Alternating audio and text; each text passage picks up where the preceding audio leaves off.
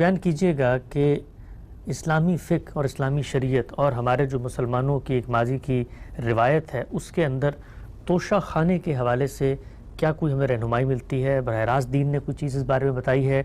اگر کسی ملک میں کوئی نظم اجتماعی بنتا ہے اور وہاں پر حکمرانوں کا اختلاط ہوتا ہے، میل جول ہوتا ہے، تحفے تحائف بھی دیے جاتے ہیں، تو اس کے بارے میں کوئی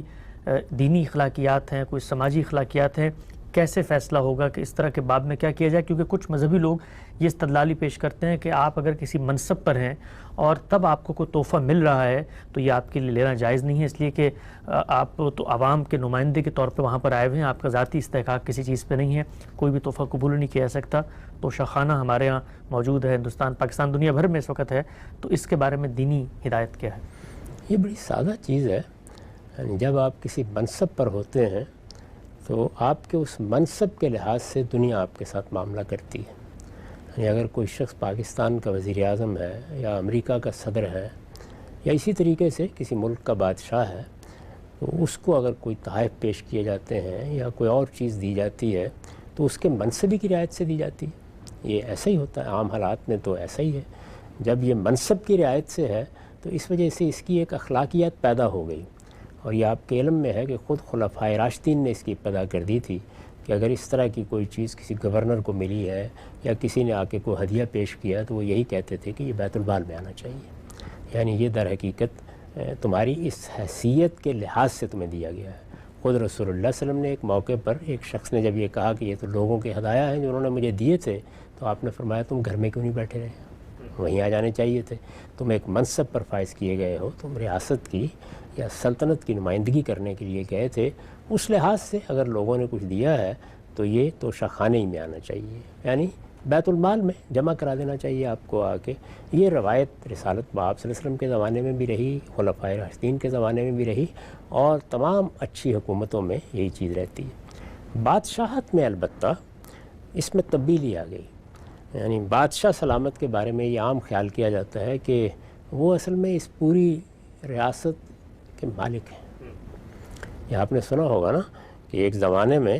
جب یہاں ایسٹ انڈیا کمپنی نے اپنا نظم قائم کیا تو یہ کہا جاتا تھا کہ زمین خدا کی، ملک بادشاہ کا، اور حکم کمپنی بہادر کا، یعنی زمین خدا کی ہے، ملک یا حکومت یا ریاست وہ بادشاہ کی ملکیت سمجھی جاتی ہے۔ اس میں پھر تحائف بھی آتے ہیں تو اس طرح کا کوئی فرق ملحوظ نہیں رکھا جاتا، لیکن جمہوری حکومتوں میں وہ حکومتیں جو عامت الناس کی نمائندگی کرتی ہیں، جہاں قانون کی حکمرانی ہوتی ہے، جس کی ایک نہایت غیر معمولی مثال ہماری خلافت راشدہ تھی، اس میں یہی پسند کیا جاتا ہے، اسی چیز کو جائز سمجھا جاتا ہے کہ ایسے تحائف اس منصبی کی رعایت سے ملتے ہیں، لہذا وہ ہر حال میں توشہ خانے کے حوالے ہو جانے چاہیے۔ اس میں ایک اختلاط بھی پیش آتا ہے،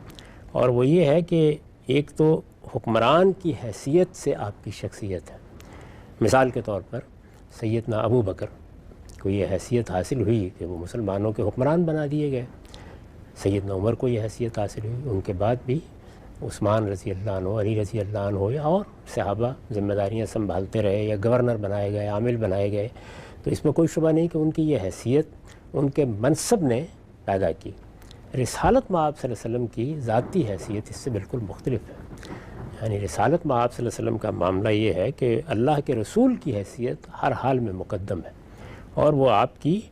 شخصی حیثیت ہے، یعنی وہ کسی کی نہ دی ہوئی ہے، نہ کسی معاشرے کی تفویض کی ہوئی ہے،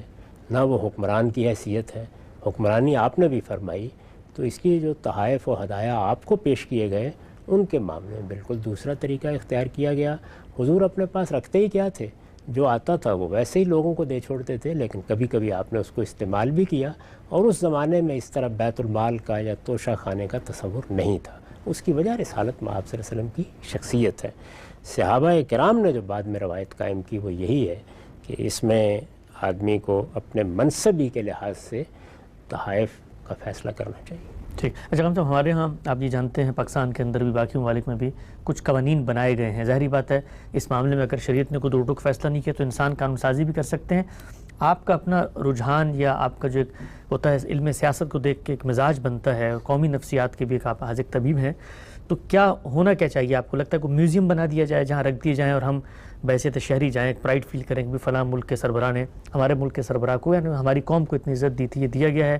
یا لوگوں کو یہ حق دینا چاہیے کہ کوئی آپ پیسے ویسے دے کے آپ اس کو لے جائیں اور اس کو پھر آگے بیچ بچا دیں؟ کیا ہونا چاہیے؟ میرے خیال میں حالات کے لحاظ سے آپ کوئی بھی طریقہ اختیار کر سکتے ہیں. اس کی بہت اچھی روایتیں اس وقت دنیا میں قائم ہو چکی ہیں. یہ معاملہ کوئی ہمارے ملک کے ساتھ تو خاص نہیں ہے. امریکہ میں، برطانیہ میں، یورپ کے دوسرے ملکوں میں ہر جگہ تحائف کا تبادلہ ہوتا ہے. تو اس میں جو اچھی جمہوری حکومتوں میں جو قانون کی حکمرانی کی روایت قائم کیے ہوئے ہیں، اصول قاعدے اختیار کیے گئے ہیں، انہی میں سے کسی کو لے کے اختیار کر لینا چاہیے. اس طرح نہیں ہے کہ دین اور شریعت کی روشنی میں حتمی فیصلہ کیا جا سکے کہ یہ طریقہ اختیار کیا جائے گا تو دین کے مطابق ہوگا اور یہ اختیار نہیں کیا جائے گا تو اس سے دین کی کوئی خلاف ورزی ہو جائے گی. اصولی بات یہی ہے کہ یہ بیت المال میں آ گئے ہیں اور ان کی یہی حیثیت ہے. اب اس کے بعد آپ ان کا کوئی نظم قائم کرنا چاہتے ہیں، اس لیے کہ پھینک تو نہیں دینا نا کہیں. یعنی اگر آپ یہی فیصلہ کر لیتے ہیں کہ یہ کسی میوزیم میں رکھ دیا جائے اور ہمیشہ یہی ہوگا تو اس میں بھی کوئی معنی نہیں ہے. کسی کا استحقاق نہیں قائم ہو گیا. اور اگر آپ یہ کہتے ہیں کہ جس شخص کو یہ تحائف دیے گئے ہیں اس میں اس کی ذاتی شخصیت کا بھی کچھ نہ کچھ اثر ہے تو وہ خرید سکتا ہے، تو خریدنے کے قواعد بنا سکتے ہیں. اس میں میرے خیال میں